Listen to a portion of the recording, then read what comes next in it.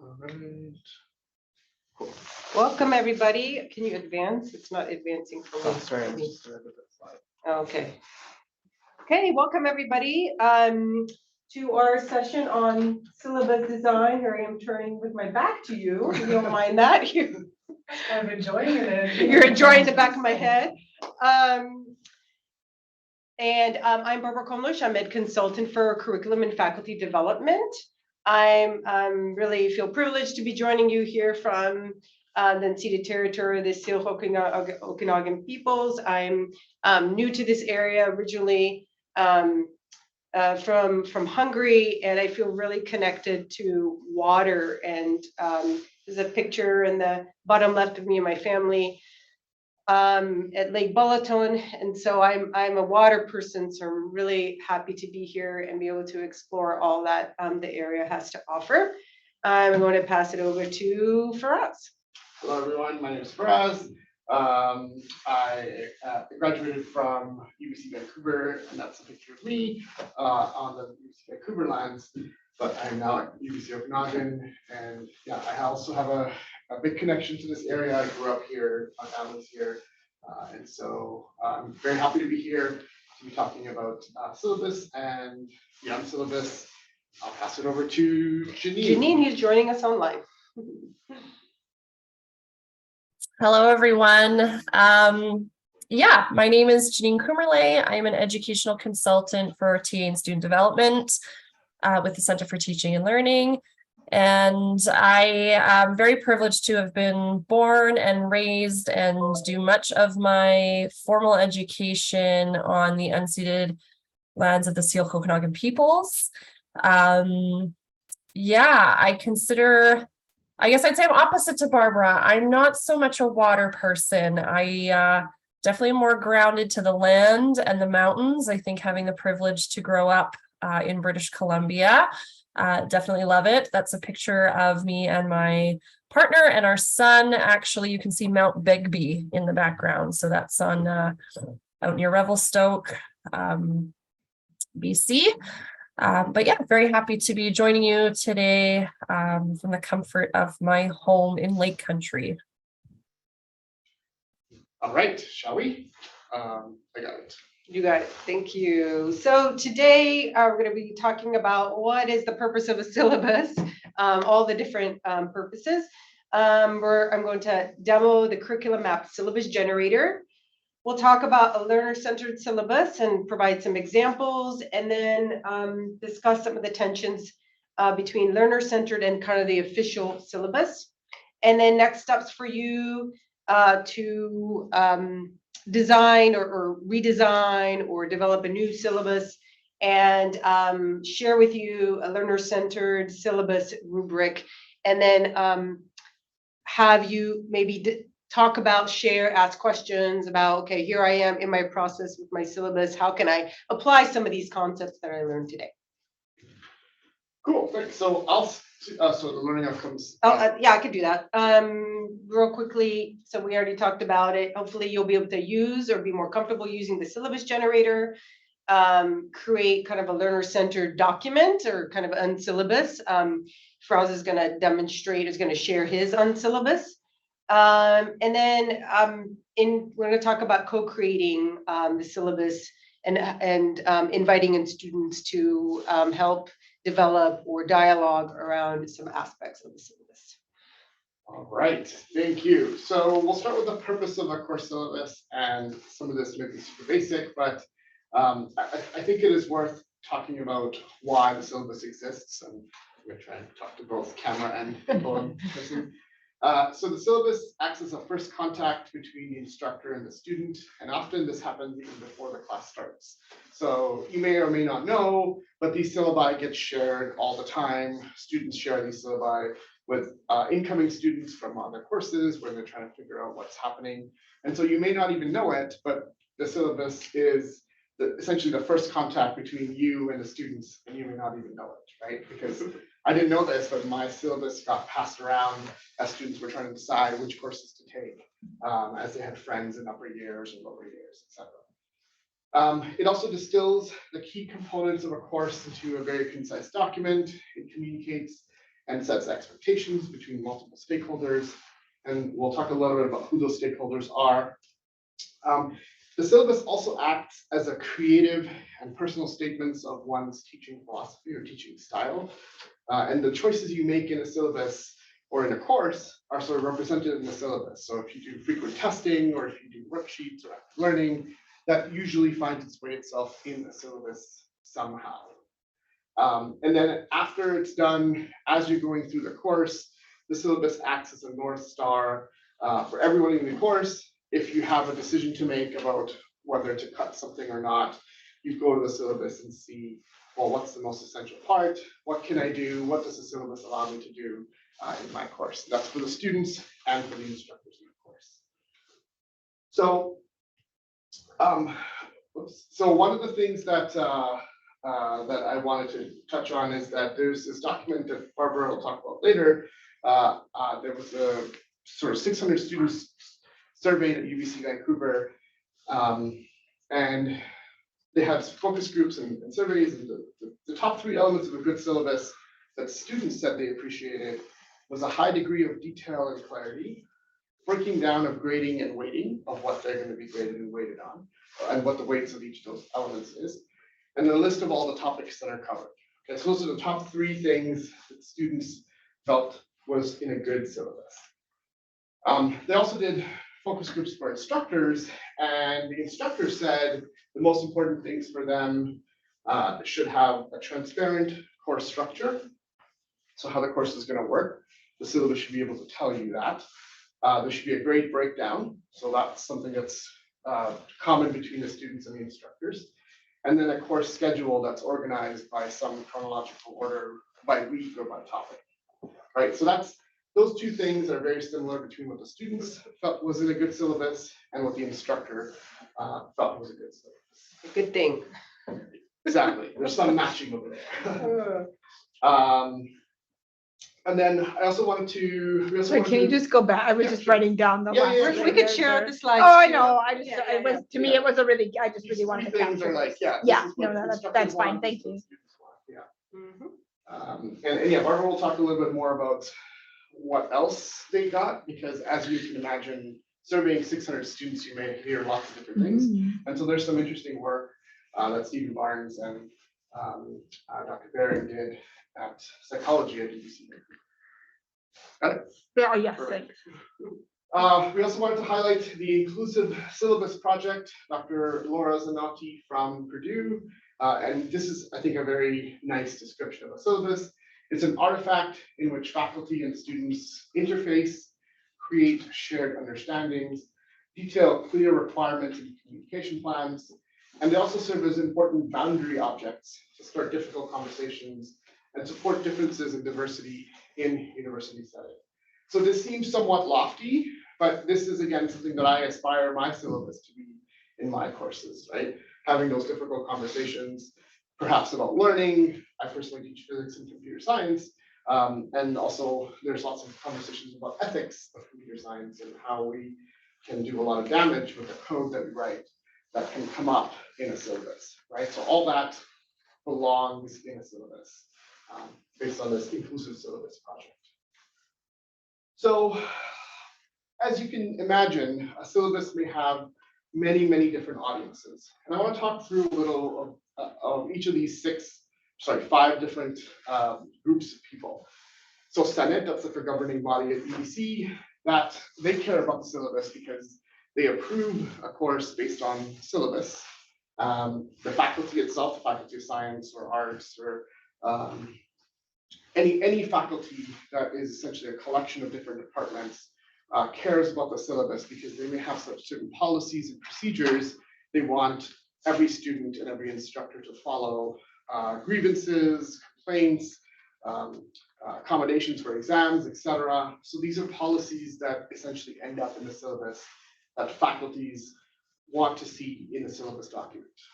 Departments themselves may have their own policies. My department is computer science, math, physics, statistics, and data science. So that's 5 different, essentially, disciplines all in one department. And so we have these associate heads that are responsible for each of the sub-disciplines or each of the disciplines. And in our syllabus that our department wants us to have, there's a line or a paragraph in there that says, here's the process for filing grievances. First, go to your associate head if you can't resolve it with your instructor, and then you go to the department head. You can imagine if in our huge courses, if everyone goes to the same department head, it would just be chaos. So there's additional requirements the department can place on a syllabus or a policy, and that would go in a syllabus. And then, of course, probably the two most important audiences of a syllabus are the instructor and the learner, right? So I'm teaching a course, I create the syllabus for my students, and the student is taking the course, they should know what is going to be in the course. So there's one group in here that isn't mentioned, but it's essentially just a variation of department, faculty, and Senate if you're transferring, right? So if you take a course at a particular institution, you have a syllabus, that syllabus goes with you to the new institution, and they try to articulate and try to match as best they can what the version of the course that you took matches of their institution. And they use the syllabus for that. So UBC Vancouver in 2019 drafted the first version. It's just mind-boggling to me that this wasn't created up until 2019, but it's great that it now exists. It's policy V130. And it recognizes that a syllabus may be a creative and personal statement of teaching philosophy and style. The policy does not impose a template or an organizational framework. They're very careful not to infringe upon instructors' academic freedom. However, there is a policy that says a syllabus must be given to the students. Like, there has to be something that's given to the student.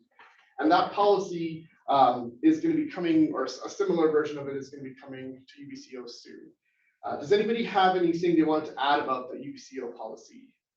How close is it? I don't actually know the details too much. So how come there's a UBCV policy that doesn't apply to UBCO? Because we have two different Senate, so they would have to approve it. It depends on the Senate. So it's Senate, and there's Because we're under the same department, right? We're like applied science. yeah, I mean, the assumption is that our policy is going to be fairly close to this one. So if you want to take a look at it, and we'll give you reference to it. It's just that there may be certain things that need to be contextualized that they want to change for our campus. And this has been on the docket, but with COVID and all of that, like, it got postponed, and we're, different voices are pushing for them to, start talking about it again. Because then with this policy, they also came up with a template to kind of help guide the different sections. Mhm. Yeah. But like, our department has long had a template, but we don't have to use it as long as all the components on the template are in our syllabus. Right.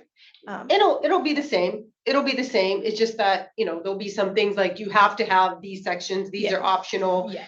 A guide, especially if you're coming from somewhere else and you want to know what is UBC, what do they want on their syllabus? So, policy, it's not too long for as policies go. Yeah. If you want to read it, but anyway, we'll give you the link to it if you're really interested. That'll be on our slide, last slide with the references that we'll share out. So no worry, just wanted you to be aware that this exists. And there is a course template on our Senate website, but it's only used for, it's supposed to be used for if you want to propose a new course. And to kind of what include in your proposal. So it's not necessarily for that student, student as an audience, as Faraz is talking about. Right. Okay, so there is a policy coming, and I guess if you're interested in that, let Barbara know. And yeah, I mean, we'll have. I'm curious how it was possible that there's a policy in Vancouver but not here, but the Senate. Yeah, and actually, as you said, if you're in applied science, that policy probably applies to you. Well, that's what I was wondering. If it applies to applied science. Yeah. So this is a UBCV-wide policy. Right. Okay, so yeah, this is coming soon, and yeah, it's mostly about like the fact that there should be a syllabus and it must be given to students within this time frame of the course starting. I think it's very important that something like that exists as far as from the Senate perspective. So given that what we've heard, all the different purposes of the syllabus and all the different audiences, the thing that I want you to try and think about a little bit is it possible that the syllabus is trying to do too much? One document that's trying to serve many, many audiences, many different purposes at many different times. The student wants a syllabus in the course while they're in it. The instructor needs the course for 5 years after the course is done, just for historical purposes in case someone wants to transfer. The department must archive the syllabus and it has to have their policies in it. Same with the faculty, same with the institution. So is it possible that this document has too many purposes and too many different use cases and audiences? So I'll come back to this later on, but I wanted to just leave this with you for a while you think about it. And regardless of whether or not it is trying to do this or not, the fact remains that we must have a syllabus and we must have ways to generate this in an efficient way.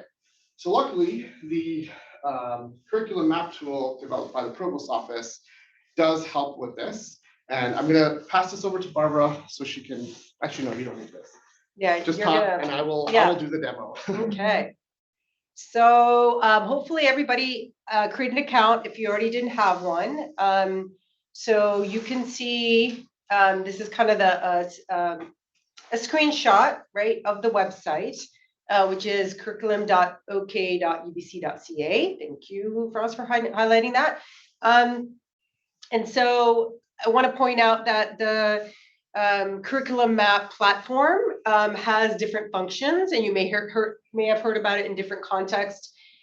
For example, for curriculum mapping your course and programs, and but it has the function of a syllabus generator as a plus. So you don't have to do all the other things. You could still use a syllabus generator.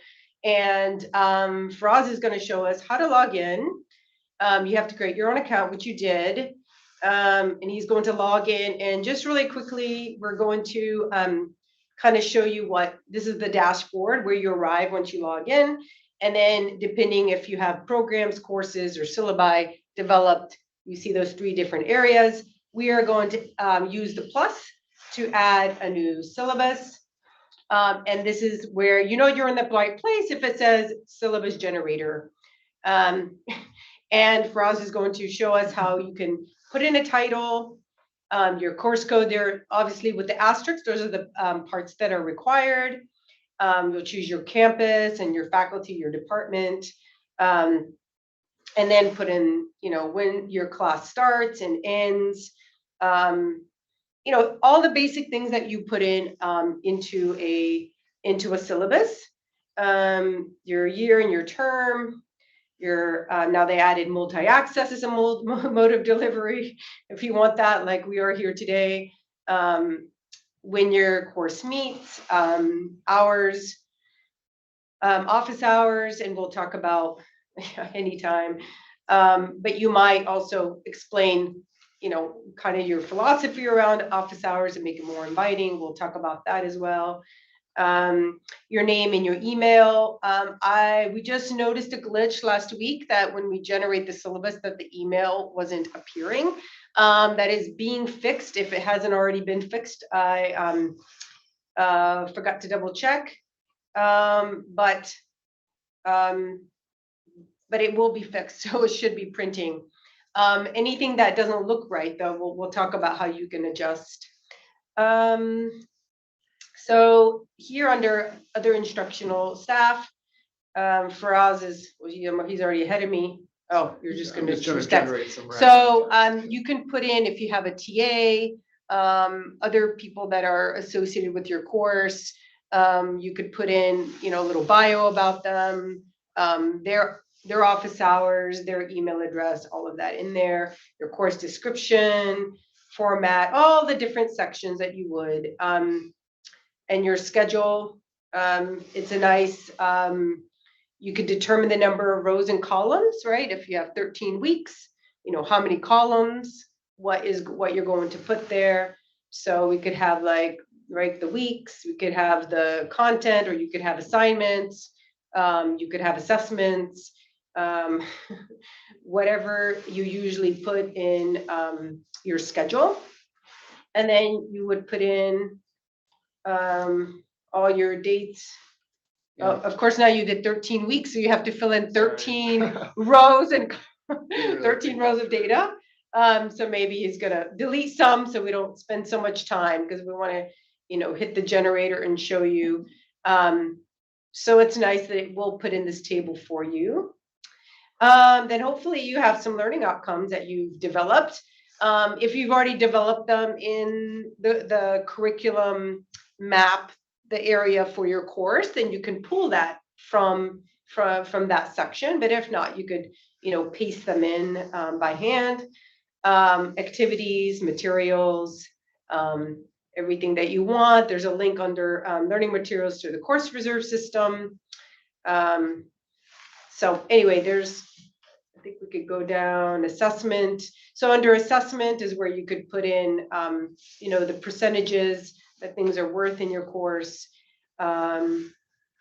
We're going to paste in something. I guess there's examples in there. There's some examples. There's examples in there. Again, your late policy can go in there.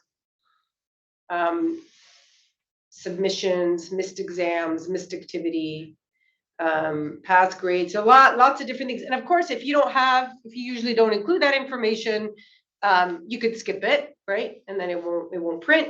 And then you have resources and student support, and you could check all these things off that you want to include. It's optional. I mean, if you teach online, maybe Safe Walk doesn't make sense, right? And so maybe you don't want to include that. Hang on a second, Barbara. I just want to say this is probably the best part of the syllabus generator. Yeah, that was my thought. In that all this information is managed by the provost office, and so anytime a number changes or an email changes, it's already taken care of, and you don't have to remember whether you fixed it or not. So it's just a matter of checking it. Excellent. And two things were just updated. I just heard. I know academic integrity, and one more thing I can't remember, but the text has. Like it already changed in the policy and it's already been updated here. So they kept moving some of those offices around, and that every year I'd have to go and look up the office numbers and Right. like update it. So Yeah. right. So that's that's been a win right updated. there. Copyright statement. And for us, ask for a Creative Commons open copyright license, and you have some options. And people feel strongly about what kind of copyright license they give to their syllabus. So you could choose the kind of license you want. And then you have two versions. I emailed those of you that registered, should have gotten an email with two examples of the same syllabus, one in PDF and one in Word, so that you could see what it looks like. And Faraz is going to say what we just generated. The formatting looks a little bit nicer, I think, in the PDF. But the benefit of Word is that if you want to add something or, that maybe there's no space for, then you can do that. There is going to be an added section in the generator where you can add in additional information, like specific, as Faraz was explaining, to his department, that they have certain grievance policy. So you'll be able to add in something specific. We also will have some discussions around what about lab sections? What about those kinds of things that maybe there's not enough space on here right now? Unfortunately, right now you'd have to paste that in. I know that a little bit defeats the purpose of having a generator, but it's a work in progress. So yeah, any thoughts, questions? And feel free, if you want to pop a question in chat, feel free to do so. I mean, because if you do it in Word, then you can do more edits. Like that's kind of the idea, like the font, right? Whatever, things like that. And yeah, the nice thing about this is that once you save it on the syllabus generator, you can then share it with other people, including yourself in future years, so that you have that template already set.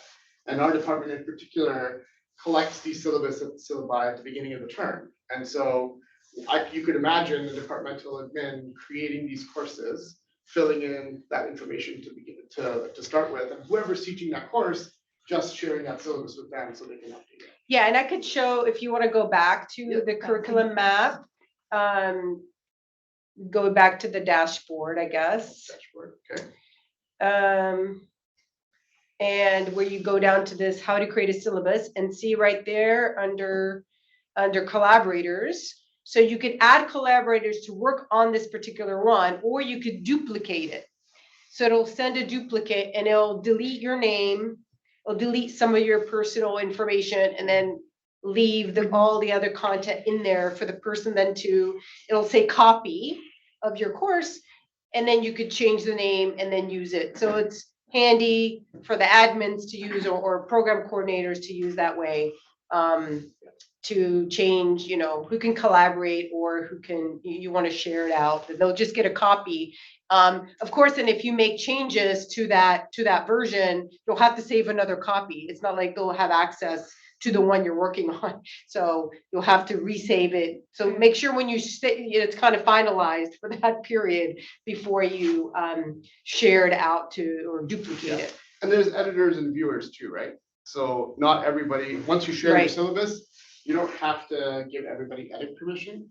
They can just look and see what it looks like, maybe copy the stuff that they want, and you can sort of go from there. Yeah, and this was a very quick demo, just so you know what the possibilities are. If you want a one-on-one or something, you could definitely contact me. You I could have just- a question. Yeah. Because I'm in the School of Engineering, and the course that I'm teaching, so I got the material from last year. And it also has the accreditation, a bunch of accreditation information in there. Statement. Mhm. Do you know what are the policies around that, and is that necessary, and how does that correspond to this, like those specific engineering accreditation requirements? Yeah, I'm not sure about whether it's required. Obviously, if they're telling everybody to include it, or you just saw it, that it was Well, it on was there. in the previous one, but I also have the template that's on the School of Right. Engineering Yeah. website, which doesn't have it, so. So maybe that's a question to ask, whether, Because it kind of makes this tool useless. right, Well, I you- mean, but remember, if they're going to add that section for other. So you can just take that accreditation paragraph and paste that in their other, Right. if that's something, Yeah. very specific. I know FAS, has also a template that they provide their faculty. So you may ask, are there templates out there? I think they'll be more and more standardized once we come up with our policy. But there's some recommendations or some, specific language, depending on the discipline. And I think that curriculum map tool might help you too, because that is part of accreditation, right? You need to make sure that your learning outcomes from each course are tracked and maintained over time. So how is that tool? Yeah, I saw that. I was just scrolling through it. to So see that what was. one goes But how into, does that relate to other people in the school? Is this just a personal tool? well, or this to one is, generate- so this syllabus generator is this part here, but you can also add a program. So you can add a Bachelor of Engineering. Yeah, well, she won't be doing that. Well, I mean, I don't know if you're a No. program coordinator. or Yeah, not. I mean, there are usually, you could be invited to map your course to a program, but that's kind of a different discussion, so Yes. let's not go there. Let's see Alright. what, Janine has some, Many have been done. yeah, additional info. What are your thoughts, Janine, you want to add? Yeah, I personally haven't heard any required language around accreditation. When I think about it from the student lens, likely my guess is because often if students, let's say they're applying for a professional designation, which engineering, I know nursing as well, very similar. Those copies of the syllabi often might be needed if there is a discrepancy, or perhaps they're going through that process and someone flags something and says of a student, we need copies of your syllabi from XYZ courses. That accreditation note can be really helpful. But as far as I know, it's not necessarily at the UBC level across the board mandated. Well, it can because accreditation depends on the program. Yeah. So, Right. but I would, again, check with your program. Program head.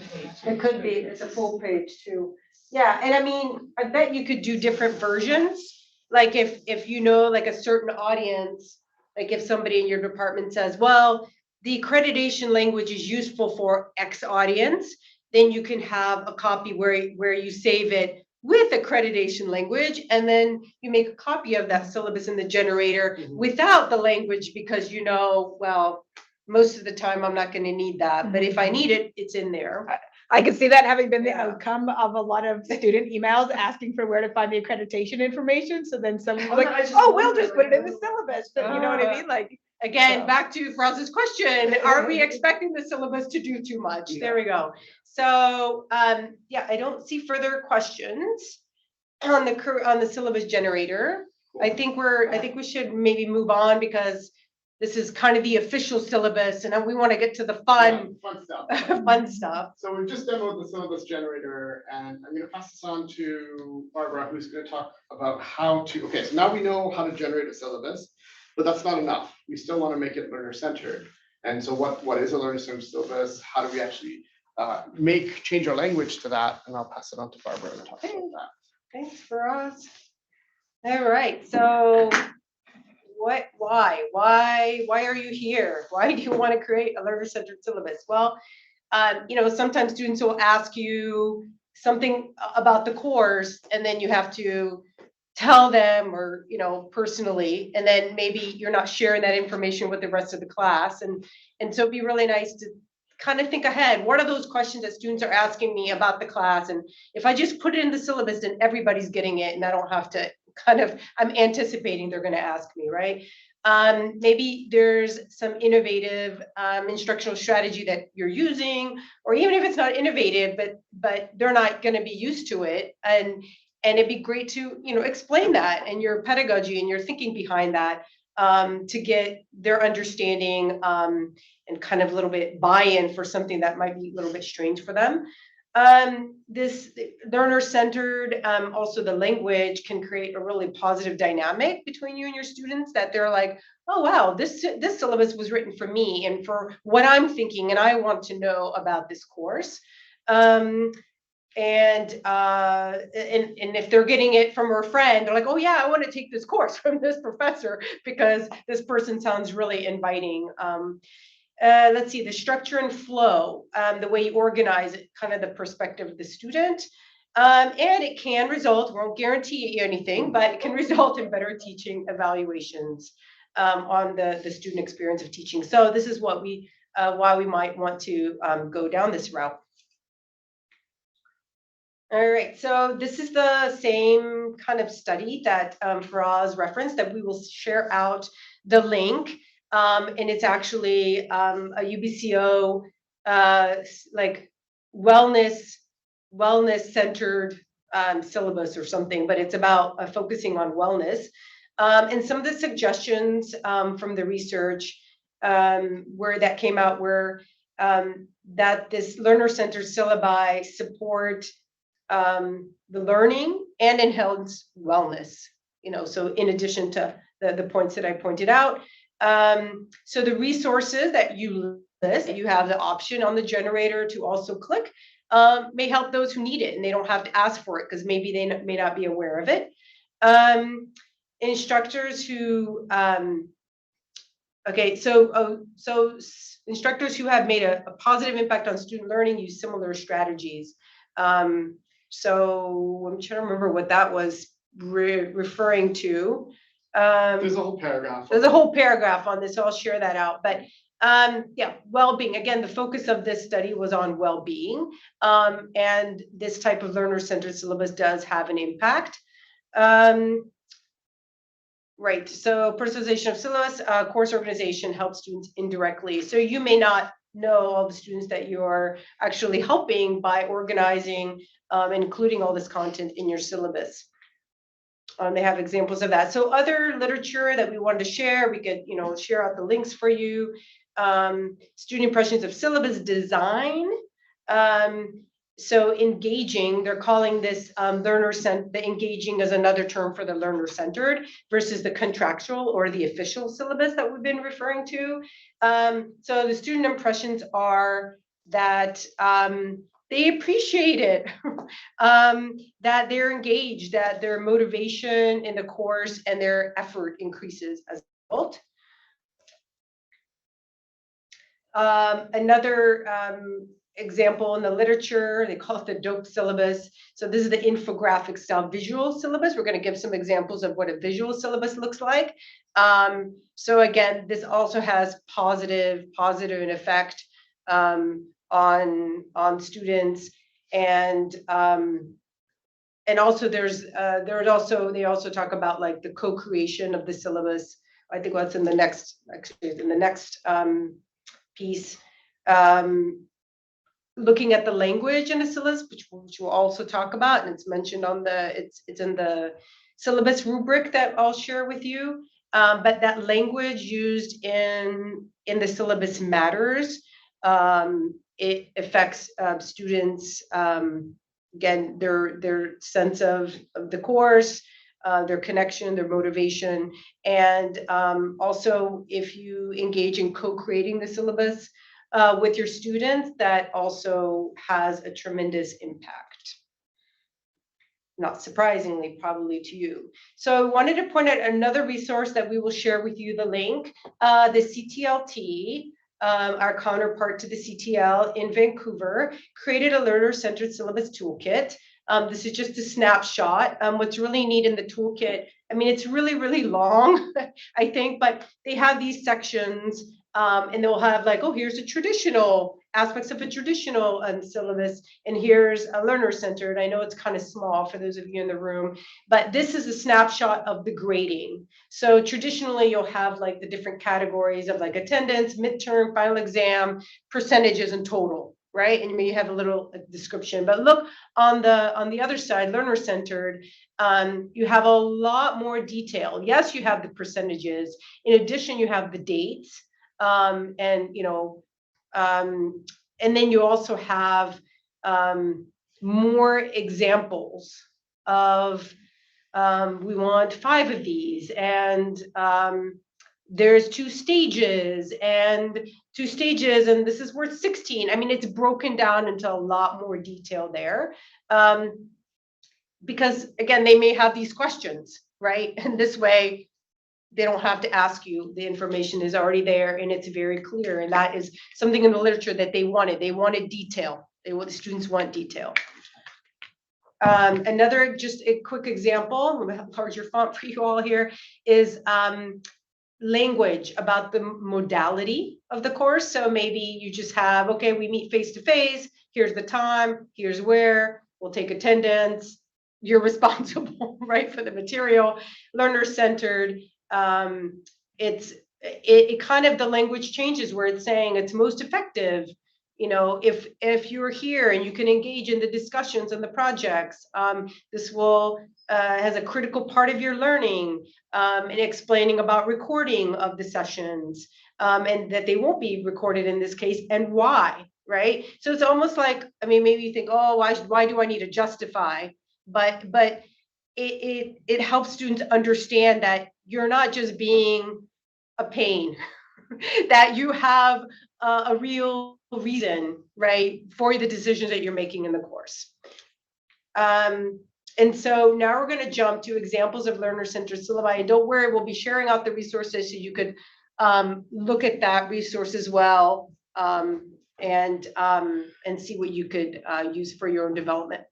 Cool. So I've got, so we kind of collected some syllabi from different sources, different people, different departments, different courses, so you can get a cross section. The first one is from Dr. Catherine Ron at UBC Vancouver, who teaches a psychology course. And I would say that's, in terms of visual and aesthetic format, it is closest to what we would consider an official syllabus, but the language in it is very learner-centered. So I wanted to just say that you don't have to make these crazy infographics to get a learner-centered syllabus. You can just use a very simple standard Word document format and still achieve the learner-centered goals that Barbara talked about. So here it is on the right, and again, this is going to be linked. This is a simple two-page layout. What's this course about? What a learning during a global pandemic. This was from last year, where we're still right in the middle of a pandemic. There's a picture of the professor, the teaching team, how to contact them. And this is an animation that kind of shows you how long it can be, where all the different parts of it, there's course goals, the materials you need, how to learn, and there's some choice in the assessment process.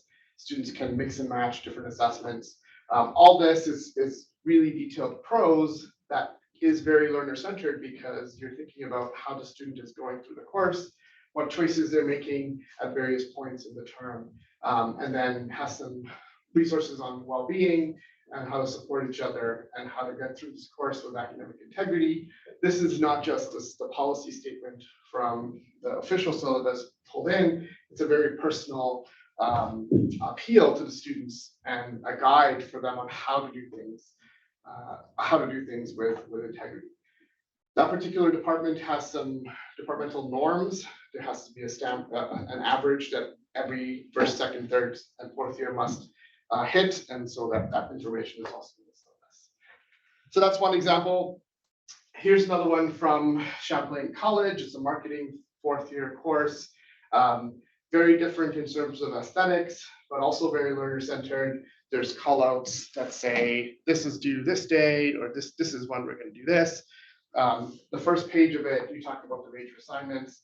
And as I scroll through it, things are highlighted. I don't quite really like the bomb for the grading, but that's the sort of metaphor they chose. The learning outcomes, they're sort of identified clearly. The important parts are bolded. And so there's notes in there and references to students and exact detailed descriptions on how they'll be graded and how their work will be evaluated. So I probably could never imagine something like this serving as an official syllabus. It would just get returned to me to remove all this stuff. Another example is this English 350 course that is from the University of Alaska, and it's about so this one is interesting because there's two versions of the syllabus. There's the infographic version, and then there's the standard text version that is essentially the same, but minus all the aesthetic components of it. Again, this is learner-centered because it just feels more engaging and more interactive. How you interact with the course, how you look at different parts of it, how you're graded, how you join classes, plagiarism, academic integrity, late work, all the regular things that you would expect from a syllabus, just formatted in this visual way. So this is a visual syllabus. And this is one of the things that Barbara mentioned, a couple of studies. They were looking at syllabi like these and seeing how students responded or reacted to them. Right. So maybe we'll pause here just for a second. So what are your thoughts seeing all these examples? Yeah. My last thought with this one, I was like, well, they have the official one because they had to get that approved and they knew that students, like the challenge one of the things I've really seen pre and post COVID and a key change for me in my teaching is my use of Canvas. And I find that now that all of my classes are on Canvas and almost delivered like an online class, even though they're in person, like students don't look at this, they don't even know like what is syllabus, even though I don't show them, I've got it labeled, I've got it linked, I've talked about it. Whereas pre-COVID, even in my large classes, I would still print off a copy and I would still put that in their hand and I would still talk about it. And I haven't resumed doing that. And so they won't even look at it because they can get the information from other places on the Canvas page, Broken up. but not in that Format. cohesive way that I still think is very beneficial.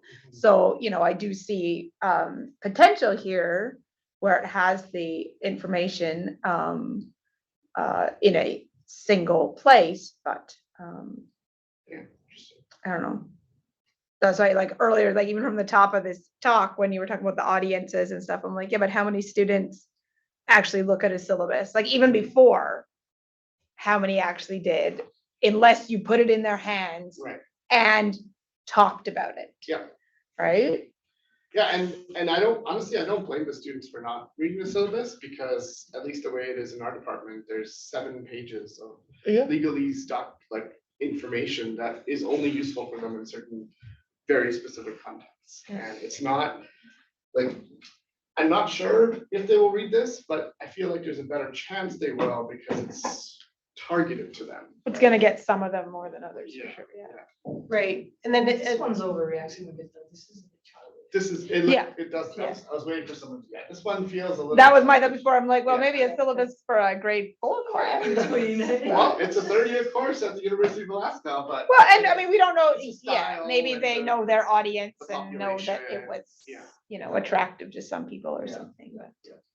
definitely is. Right, I mean, it has to fit your style, Yes. fit your You always students, need to fit be your course, authentic, fit your discipline. Mhm. And then Faraz is gonna talk about the unsyllabus and how this might look online. Yeah. If you don't wanna spend the time and to develop a whole new document, right? If you're thinking they're not gonna read the paper anyway, so, yeah. How do you get some of the important points still across? That's a good thing.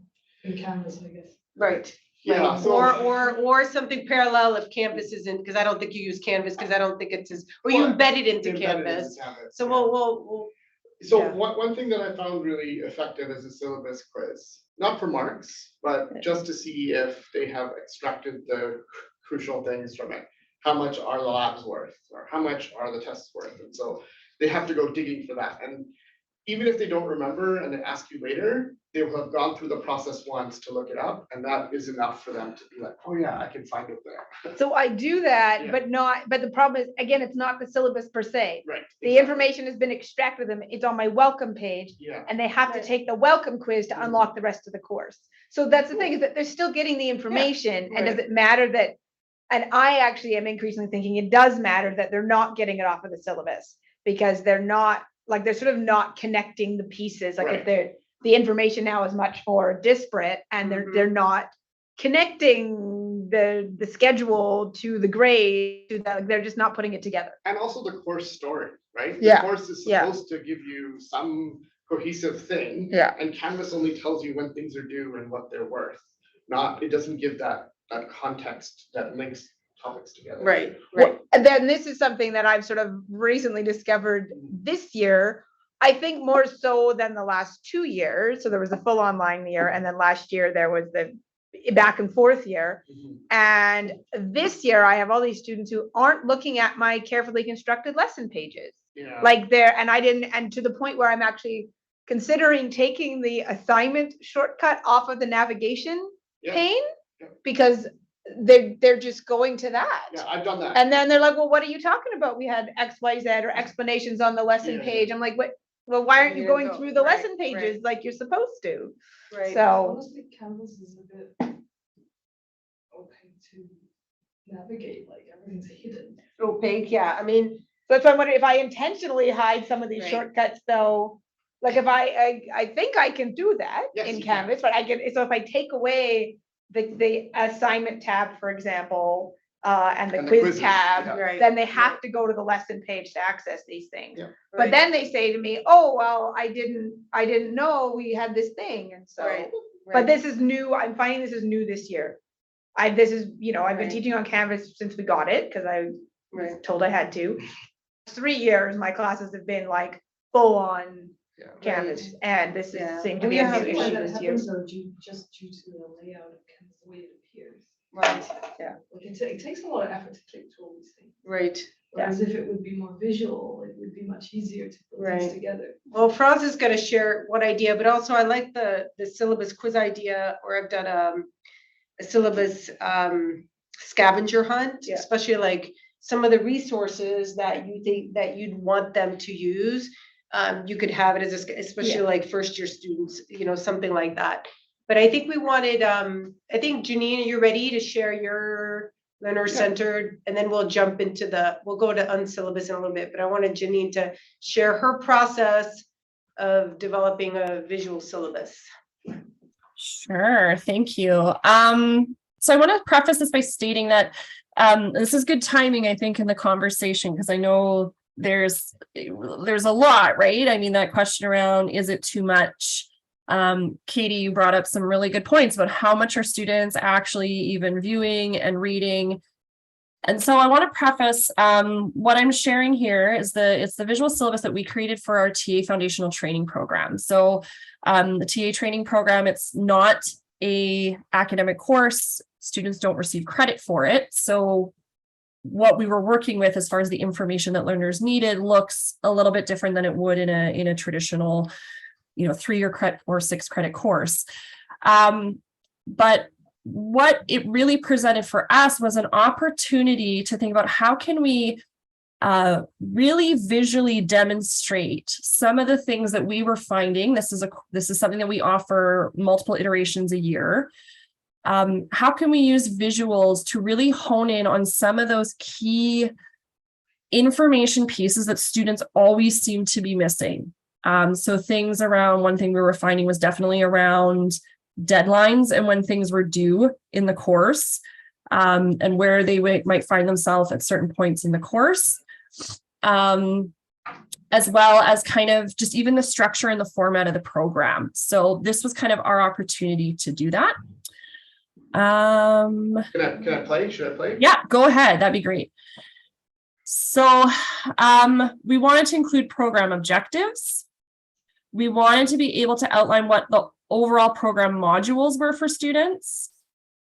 Again, what the format of the training is.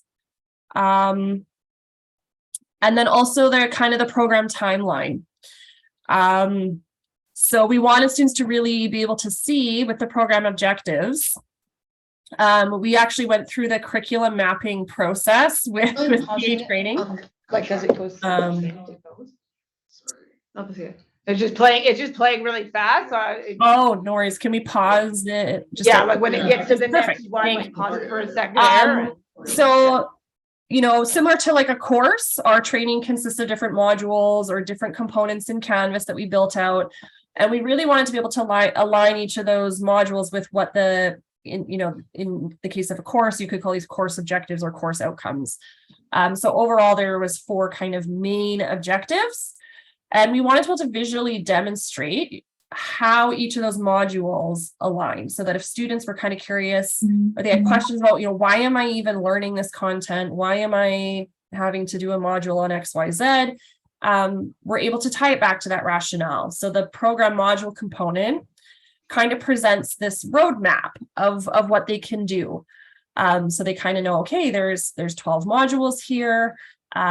Each of these modules kind of has a signifier that ties back to the program outcome. And it was a very interesting mapping exercise for us as well.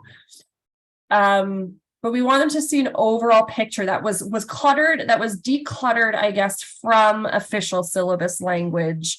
That didn't have, Barbara mentioned, the health and wellness supports, but for us, these were the key things. People were kind of getting lost in the pathway of training. We really want to emphasize, like, what's the format, right? So in their case, what do they need to complete in order to be successful in this course? So we wanted to be able to demonstrate that visually. Really just clearly breaking down the structure. Training was a bit complicated because it was kind of offered in a very hybrid format. There were online components in Canvas, there were in-person components. Students were getting the dates mixed up because they were like, okay, Saturday, September 10th is in person, but Saturday, September 17th is online. And so we wanted to house all this visually in one place. So that was another kind of key goal with the info we chose to include in here. And again, the program timeline. So because we had students who start training at multiple points between August and end of September, we want them to kind of see where they're at so that they all know that, okay, training opens to August 1st for anyone that's actually, employed and able to access it. These are the important dates along the way. There's kind of these 6 key dates and timelines that you need to be aware of. When does training officially close? When are these in-person online sessions happening? So yeah, I think we just wanted to share this because, like I said, it's not taking, in this case, it wasn't taking the whole context of your traditional syllabus and trying to recreate it visually. It was really choosing those key components that kind of came to the forefront as we work through multiple offerings of this course around the sticking points where students were getting, maybe things were not clear for them, or it was hard for them to filter back through Canvas to find, important dates or deadlines. The other thing to think about with students is their canvases can get increasingly cluttered because yes, they're enrolled in all of their Canvas course, their academic courses. So if they're in 5 courses in a term, they'll have all those, assignment due dates, but Canvas is also being used for students for these kinds of programming. So if they're enrolled in, micro credentials, or if they're doing any type of co-op, they're likely enrolled in a co-op shell, and they might have deadlines around that. So for them to even open up their Canvas, calendar with their assignments, it's being conscious too that it's not necessarily even just their academic courses that are populating in these spaces. It's these other things that are part of their academic and university experience as well is now kind of appearing in Canvas spaces more and more. So this was just our way to be like, how can we kind of take those key things and put it in a way that kind of pares down the text and helps them kind of hone in on some of the key things that's really important for them to remember. As far as the design, this is a really kind of fancy example. We have some lovely, talented graduate students who work with the Center for Teaching and Learning that were able to help us design this, but it doesn't have to be this, I guess, branded or thematic. Tools that I've seen used for this kind of thing is everything from designing simply in PowerPoint, creating a PowerPoint slide and designing in there and then converting that to a PDF. If you're familiar with Adobe Office Suites, you can use that.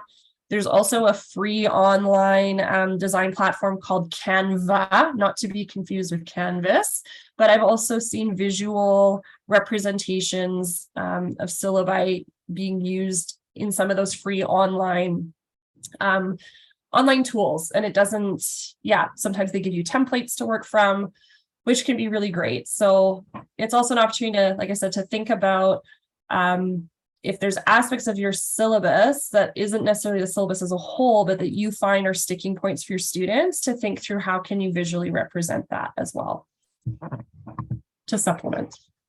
Great, thanks, Janine. And you provided this just in PDF to all the TAs or on email, or you didn't? No, how we actually did it is we have in the Canvas training, we have an initial module that just says welcome to TA training. And so this syllabus is embedded into that module. They can also download it as a PDF or as a PowerPoint. Okay. We have multiple offerings for them to access. Yeah. Great. Thank you. Do we have any resources like from the DRC or whatever for best practices for accessibility for visual stuff, like in terms of colors? Yeah, there are some things, and actually on my on this rubric that I will out. I was really excited. The printer decided to print this in this paper because the previous version was so small.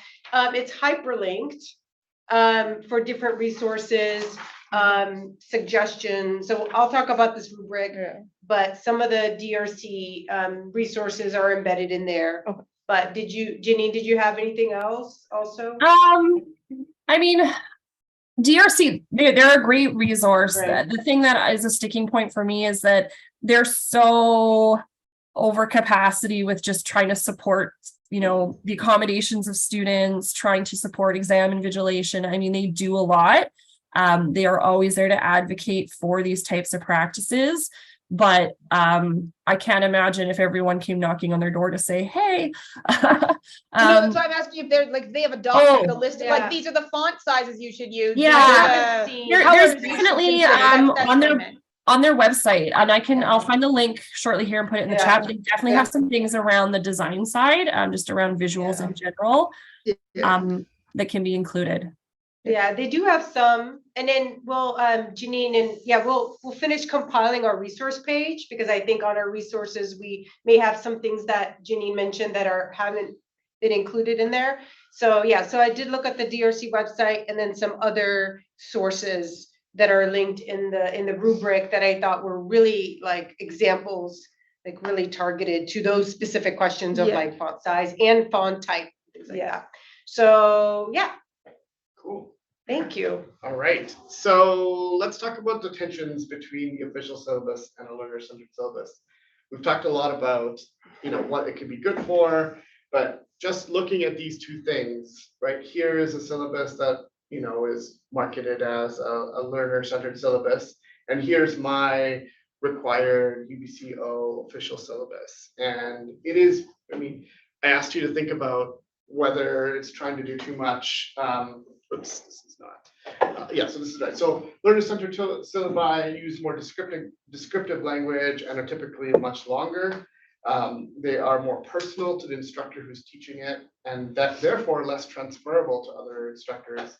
And it's also harder to maintain, right? If you have a paragraph written about a pandemic and being online, when you try to redo it again next time, you have to remove that or change it or update it, right?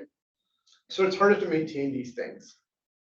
And then it also contains sections that are only relevant to students that are currently enrolled and not to anybody else.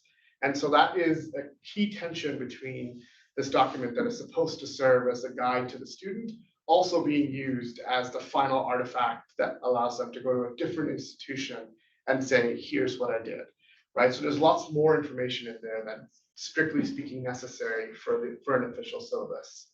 And that all of this makes it harder to archive, parse, sort, categorize by the administration. So for instance, in our department, we keep these syllabi over years and give it to students when they ask us for them over time, right? So that makes it really hard to have such a different looking thing.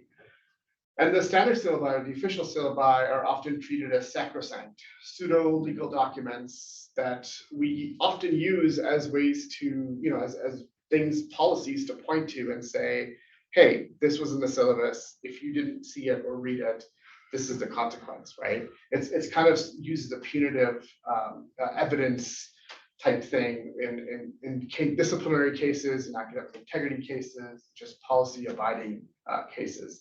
And so they have to contain some standard language. They are also common patterns, sections, and structures that make it easy to recognize and compare between instructors in a department or a faculty. And like I said, are used to make articulation decisions between institutions. For instance, one example is that a college course isn't always transferable to a university if it doesn't have a final exam that's invigilated, right? And if that's not in the syllabus, the university won't accept the credit for that course, even if the content is the same. So this is a key distinction that I've been told, that a university syllabus, a university course versus a college course has. Even if the content's the same, if there's not a final exam that's invigilated, that's worth at least X%, then it cannot be, you cannot get credit for that at the university level. So these types of things are what a syllabus are used for. They're also more efficient and easier to create. And we saw the syllabus generator. You could use that to generate your syllabus pretty easily, and you don't have to kind of maintain it over time. I think the syllabus generator is a great tool for generating this and leaving the difficult part of maintaining the language to others that are kind of more invested and dealing with it on a day-to-day basis. So these are the tensions. Anything else that people wanted to bring up as tensions? Like accreditation is probably one of them. How do you put that accreditation information in something that looks like this? It's probably going to have to be an add-on at the end, right?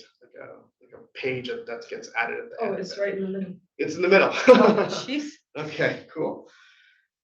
Right, so going back to the question of does it try to do too much? In my opinion, and this is my opinion, not something that is sanctioned by UBC yet. I think it is doing too much, and so I sort of try to walk this line between having my syllabus be a learner-centered syllabus and be for the right audience. And honestly, I ran into trouble. Students came to me and asked for a syllabus, and it was like 25 pages long, and they said, the other institution won't accept this. Do you have a more concise version? And then I had to create another syllabus just for this one student whose other institution wouldn't accept it. What was in there that it was 25 pages? Well, If you don't mind me I asking. had my teaching Right. philosophy. Oh, Right? okay. So how this class is going to be structured. I had an FAQ of all the common questions that students ask, like what textbook are we using, or what happens if I miss class, like all those details. And also on top of that, all the departmental policies. Those are like 10 pages by themselves, like safe block, academic See, integrity. We have all those policies, but they end up being a page, so. Oh, a I'm page? trying to No, quite, no, I mean, no. I have put them in very small, but put them like 8-point font, But but the they're thing- on there. But that's the thing, then you have it in 8.5, how can they read that? Yeah, That's they're the like point, 10-point font or So something, here- because it's online. you know, Here are you can- all the ones that Yeah. we are required to put in. It starts with grading practices, final exams, academic integrity, copyright disclaimer, cooperation versus cheating. All of these are mandated. Grievances and complaints, student services resources, EIO, ombudsperson, sexual violence prevention and response, investigations office, student learning hub, student wellness. So all these are in there, and so it just makes it. I mean, I was like 10 pages, maybe 8 pages. I don't really see why another institution wouldn't accept that because they can just ignore the last bit, right? That's their. Well, I don't know. They just said they wouldn't accept it, and I felt bad for the student not getting credit for my course. And so what essentially I ended up with is I divorced the official syllabus from my learner-centered syllabus. And here's what that looks like in practice. This is my fake student account on Canvas. And just exactly like you said, I deleted and removed quizzes and assignments from the left sidebar. In fact, I removed everything as much as possible from Canvas that allowed students to get to from different places. So this course content is a link that I put in, which links to my course website, which is sort of peripheral to this. But what I call this is called the syllabus. And I guess just off the bat, I have a official course syllabus that I've kind of buried somewhere in my site. And if they want it, they can download it. It's there. That satisfies departmental regulations and institutional regulations. But that's not what I want my students to see when they first come to my page. Okay, so I'm going to collapse all these sidebars. One thing that I've done is that I've added this little shortcuts thing. So if they want to know about evaluation, they click the evaluation button, and then it shows them all that, right? How do you do that? Like the So it's just a actual in link. Canvas? It's just a link. But how do you make it pretty? Making Square. it pretty is a little trickier. You need to use a little bit of HTML, and I have a template that I can share. Yeah. But making it pretty is difficult. But the link is standard, right? Getting help. So if they want to get help, they click on this, and there's notes on what the best way for students to get help is. And then how to do well in this course, I give them. And so just go back in, that getting help is specific to this course. Yeah. Which you can, contextualize, customize it. Yeah. It's not just all the policies and. So was each of those cards, Yeah. I guess you want to call Mhm, them, they're cards. are they a page? In Canvas language, is that a page? They're not a page. They are a link are on they? this. So this is one really, really long document. Yeah. And each of these have a heading. And so you can actually link to individual parts up within a page. Oh. So if you click here. So they're like a Yeah, shortcut. they're like a shortcut, right? Okay. I mean, I will admit that some of the fancy stuff, like, for example, this is my philosophy of mastery learning, or not mine, but I've clearly borrowed from other people. What does this mean in practical terms? Well, when this happens before class, it's a flipped classroom, and I just say what happens when, and all this kind of bulks it up, Yeah.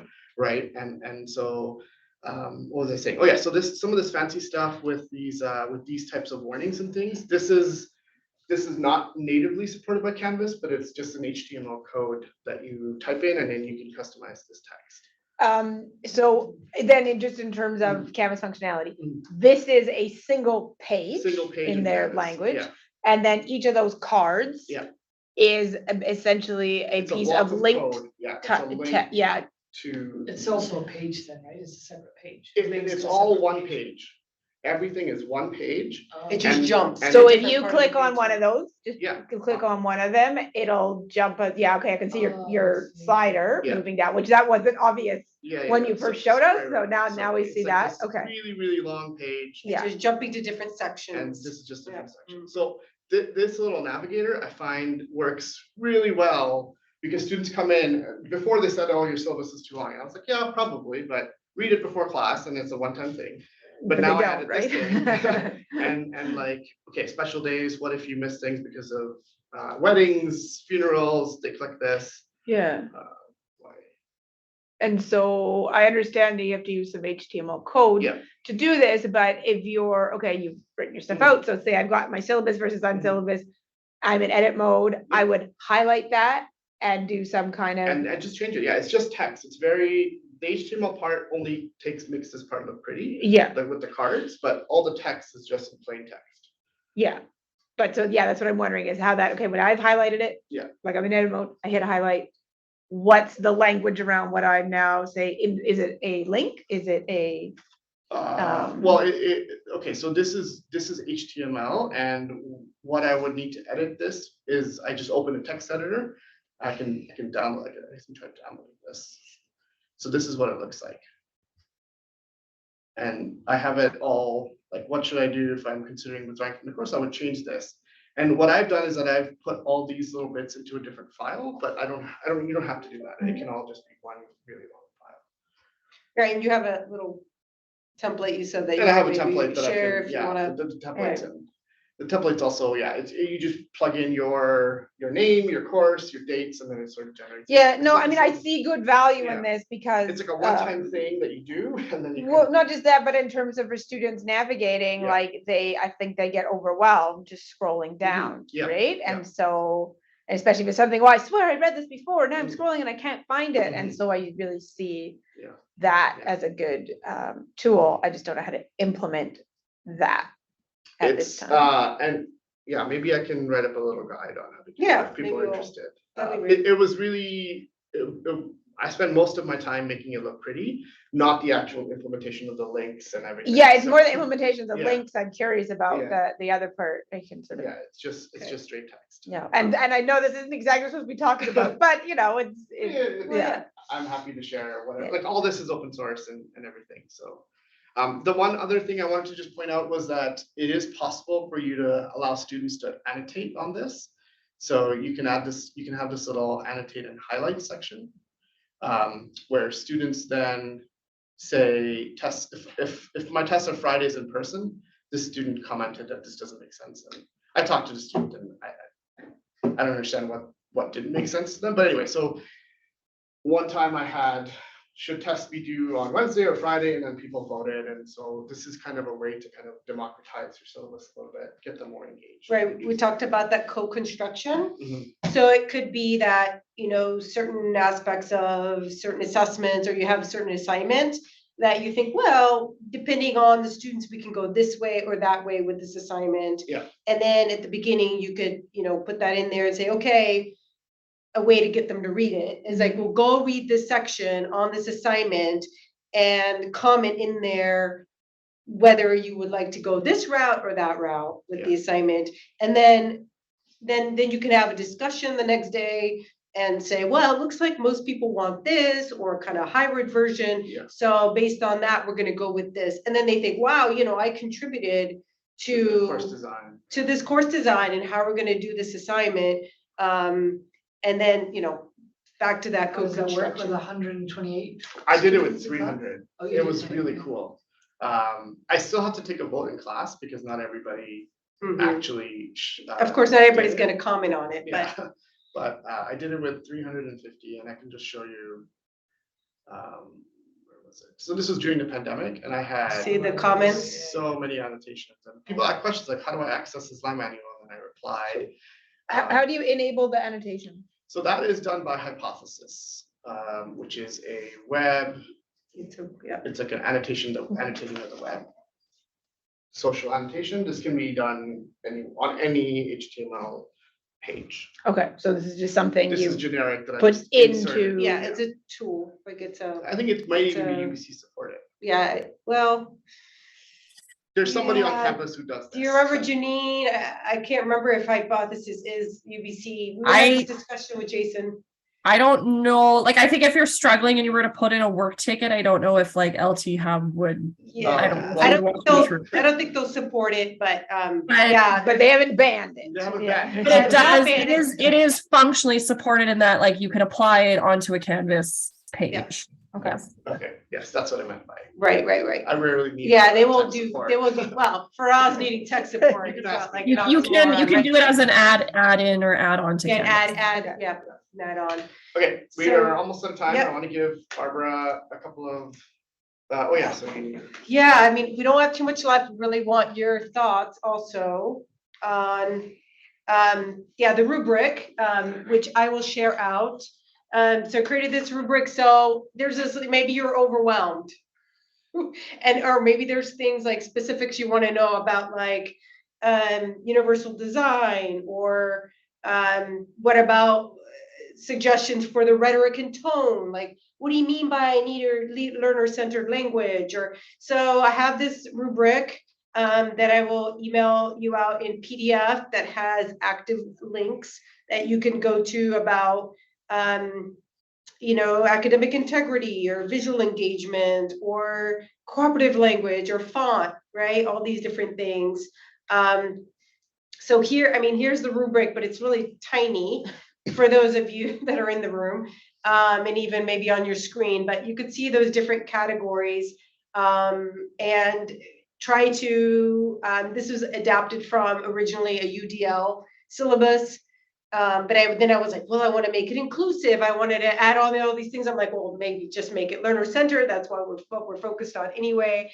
What I want you to focus on just now, that the columns, the way they are, is that, of course, the first column are the different topic areas. The second one are ways to get started. I guess it's the third column, ways to extend. I also collaborated with Electra, our new ed consultant for inclusivity. And then the ways to get started were things that she thought were like basic, that you should be doing around accessibility. And so there are resources and links in there. And then if you're like, oh yeah, I've, in the current syllabus, you could write some comments about, like, yes, I'm already doing this, I want to do more. And then you could mark, for yourself how you'd like to extend. So that's how I hope that you will use it. Maybe we'll have a follow-up workshop where you bring your syllabus, and then, because you've watched, even if you're, watching this video, you could say, well, now I want to use this rubric on the syllabus that I've designed.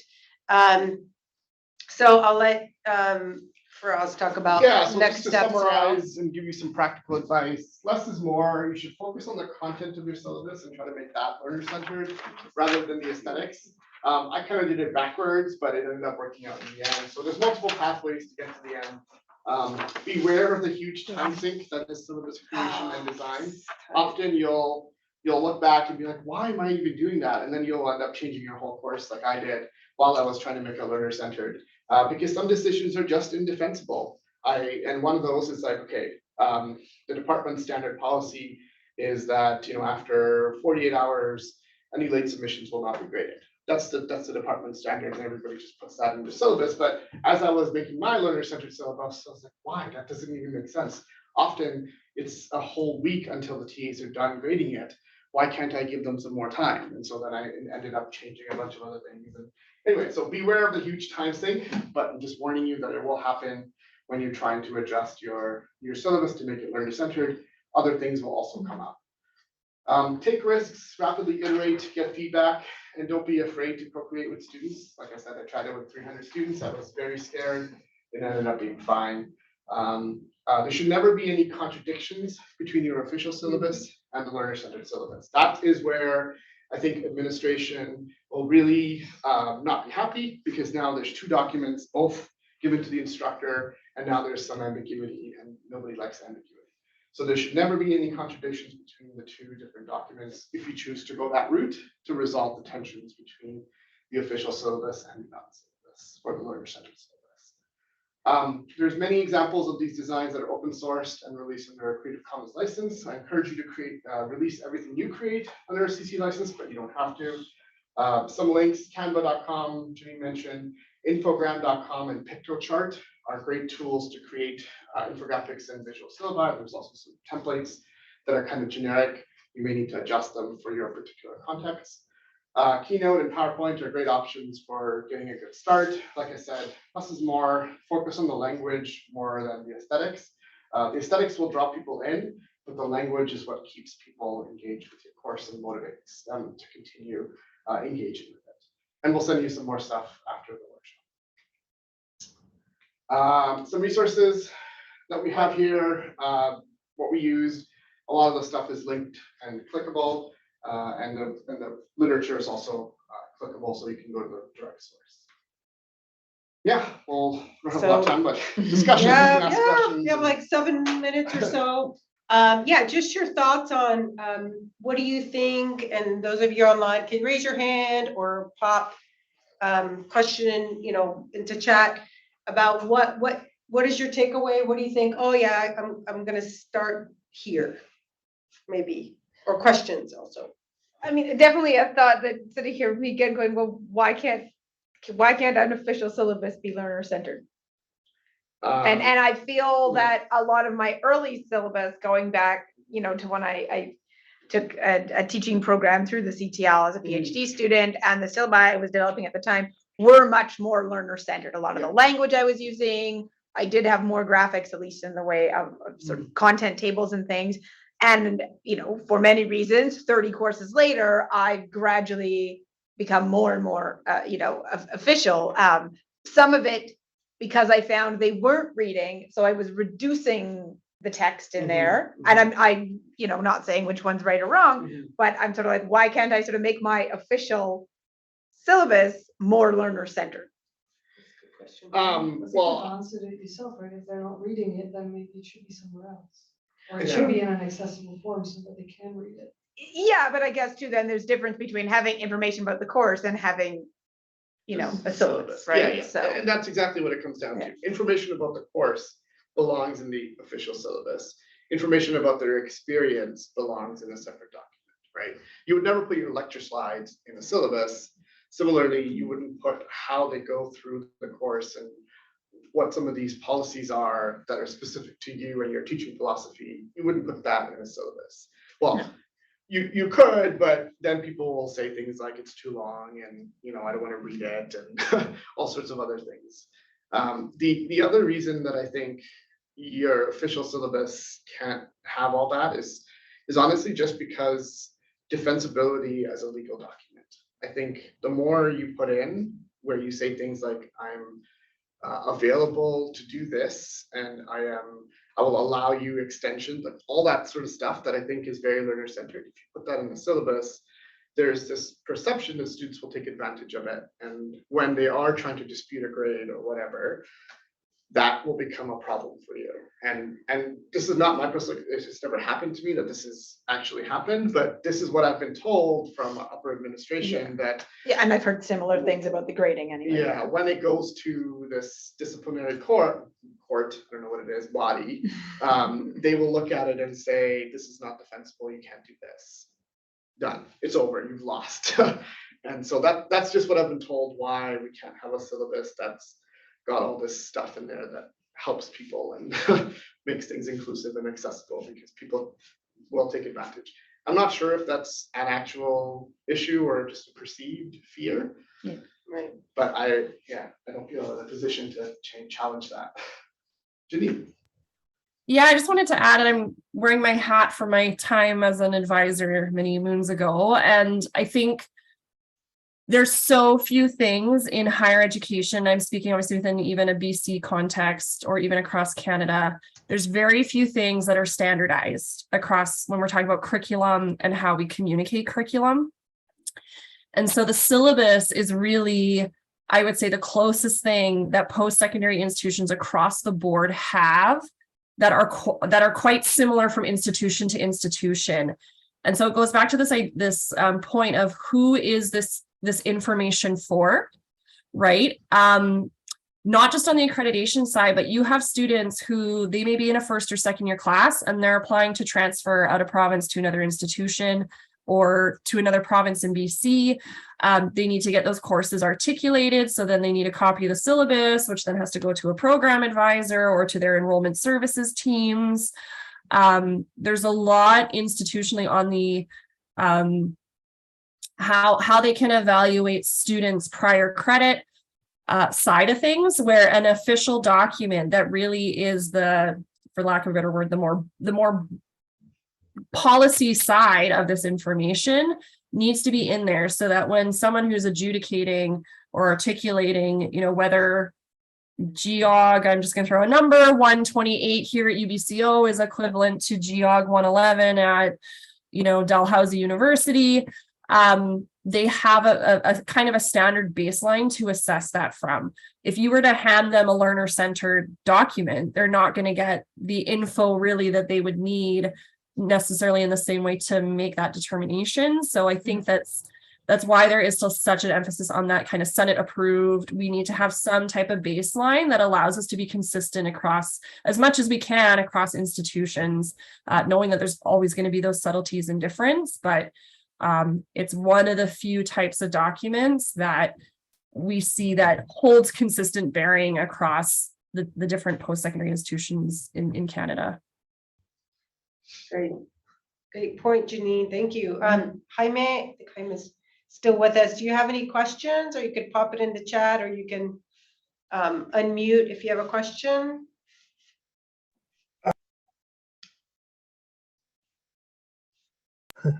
Not really a question, Madam. Thank you. The information was pretty useful. Haven't done any syllabus yet, but this will help me a lot too when the time comes. Yeah, thank you. Thank you. But everything was pretty Great. useful. Thanks, Jaime, and we'll send you more info to help you. Okay, thank you. Thanks. Thanks, Jaime. Kaleska, do you have any thoughts or questions? It's a little overload. So with this, like the legal document versus the what you expect. So where would you put like expectations in terms of communication? Does that go in the syllabus or does that go somewhere else? Well, Because I wanna. yeah, I am just, because of my family situation, I'm not able to respond to emails on the. yeah, absolutely. No, you should. And nor should you be expected to. No, exactly. But I know that some of my colleagues are very available, and so I want to set that expectation clear at the start. Yes. That's my only concern. Like, yeah. And if I set that expectation, the expectation that I want to set is actually do not email me with content questions because I won't be able to answer them regardless. Come to the office hours, and for anything else, email me and clear. Does that still go in the syllabus or does that go So so I'm gonna put on my, like, if I was a dean, I would say you would put that in your syllabus so no one could challenge you and say that I sent you this question and it took you a week to respond and now I failed the course. Right. That's what I would say as a dean. As an instructor, I would say put it in both. Yeah, right. Because then it's clear that your back's covered on the syllabus, and then in the unsyllabus, I would explain. I would say, just like you would not be expected to be up in the middle of the night to do this, I have certain boundaries, and this is how I set boundaries in my course. I have 300 students. If everyone were to email, so it's essentially an explanation of that. And you don't have to do that, but I said it's better for you to articulate your question on a discussion board than to email me with this. No, I'm not gonna do discussion. Yeah, so that whatever whatever your method, system is, whatever works Yeah, for you. Like, whatever I don't have office hours. That's why I send everybody to discussion board because I can't have office hours. There'll be 300 people, and so. Yeah, there'll be 300 people, but I don't think they'll show up. Yeah, so I have 300 students and I don't have anyone come to my office hours. So. Yeah, so. But it's different Different kinds context. of topics too. Yeah, Very different topics. contexts. Yeah. So whatever your solution is, I would explain that in the syllabus. Yeah, okay. Yeah, how much explaining? I mean, I guess for that one specifically. Yeah, or where, even about what questions come to you with or issues versus TAs. Right. Like, because with so many students, you want to articulate kind of where to get the resources, what questions, Yeah, kind of so- similar related, I guess, with office hours and questions is, I think you brought this up before, it's because people still get sick and so they can't attend class. So do you still make everything available online as well as in person? And in the School of Engineering, they've said at the start of the semester, like, you do not have to do anything online anymore because it creates a lot of work. But if others are doing it, what's the expectation?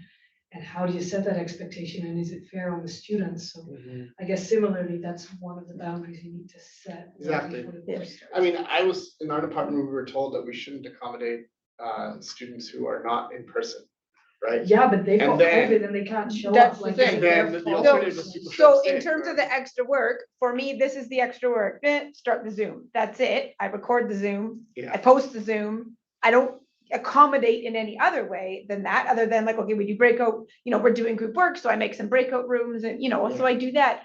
But it's a couple of minutes figuring out that process and then it's done. Right. And I have found that my attendance has been stellar. Like even I had 300 level once a week class. I had 23 of 24 students last night still accounted for Amazing. in a week, 12 of the term. And I definitely say it's because of the Zoom, because I have those students who were sick for 2 weeks, whatever, and they're still engaged. So I say, unless they're telling you can't do it, I'm a firm advocate for not going out of your way, but like I said, the hardware's in every room. You just plug it in and it goes, right? Yeah, so, and also on the rubric that I'll send you under learner resources, there's a link to recorded lectures, which is kind of a pros and cons, what to think about when you're deciding whether to record your lectures. There's this whole conversation around that on our campus, and that's documented there, so that might help you, even to help you support your decision, whatever you make. Right. So, I mean, I know it's still a discussion, right? And like, the department can say whatever they want, but if colleagues still go beyond that, then that's the expectation of the students, and this is part of the discussion. And you're a bad prof if you don't do it. Right, yeah. I mean, I would say definitely, I'm definitely in the, like, not in the majority though, like most of them aren't Are not doing it. And then also too, in terms of what I do, like, I will say I accommodate them, but I'm not going out of my way to make it, and I make it really clear to students, this is a backup. This is not a hybrid, like I did my course, is not listed as hybrid, it's not listed as multi-access. This is a backup. And I kind of put language around in the unsyllabus, if you want to call it that, about, well, it's supposed to be approved. This is if you're sick, let me know. Yeah. So I don't stop anybody from coming. Right. Right. Well, we are at time, past time. Thank you so much for coming. Thank you. We will send out the recording, and other resources for you, and also survey to get your feedback. So, please, fill that out for us. So I think we can, say goodbye and Thank you, everyone. say Bye-bye. goodbye and stop our recording. Thank you. Bye. Feel better. Do you want this back? All right. Yeah, I'll send it. I think when we do a workshop session, this would be fun when bring your syllabus. Now that you have all this info, you can use it. That was today, so bring us one. I know, bring a syllabus, but then we realized, we thought The online, how would we coordinate? it's that? kind of hard, hard, and people were saying, I need to leave early. And we're like, well, let's just take your questions about applying this information. What we'll probably do is share out the recording, and other people can watch the recording later, and then have, actually, here's my syllabus. This is what I applied already. Well, because I was also gonna use it, because we need a artifact or something for. Yeah. right? But I mean, if you could, I'll send you all the info, and then you and I could, you could send me your syllabus and we could discuss it. If you want. The thing I have to actually figure out what's in the course. Look at the syllabus. No, I know, I have Is this a new one that you're, I'm just copying from last time. I wanna make a few changes. did you teach it last? No, maybe you were here. So, I'm teaching for the first time. See you later. I gotta God, go thank you. class. Nice to meet Yeah. you. So it's really a course that apparently no one wants to teach, so it's been. One of our professors of teaching 2 years ago, and my colleagues last year. So I've got all the materials. But I thought that would be a good artifact, because I have to make a syllabus regardless, and I'm Right. gonna make a few changes. right, so then just, you have that one. I mean, you could just block out the name of the person. And then Oh, the previous one. the previous one, and then, Because that was the idea for the 8th, right? Right, and by the way, this is because I met with my small group, Oh. back up today. I guess I'm. You're in a different group, you can continue working on your artifact till the very end. You need to be able to have some progress on it, so you could talk about it in the breakout room on December 8th. And that's why the examples are there of, like, good people pointed out, well, the syllabus that they shared aren't complete up there. The syllabi, they're not, because they were in progress when they were sharing them. So don't feel like, oh, I have to have so much of it done. just some, some changes, and then you could talk about, here's the section I want to change in this way. So when I send you the rubric, you could think about, if I'm on this section, then I'm gonna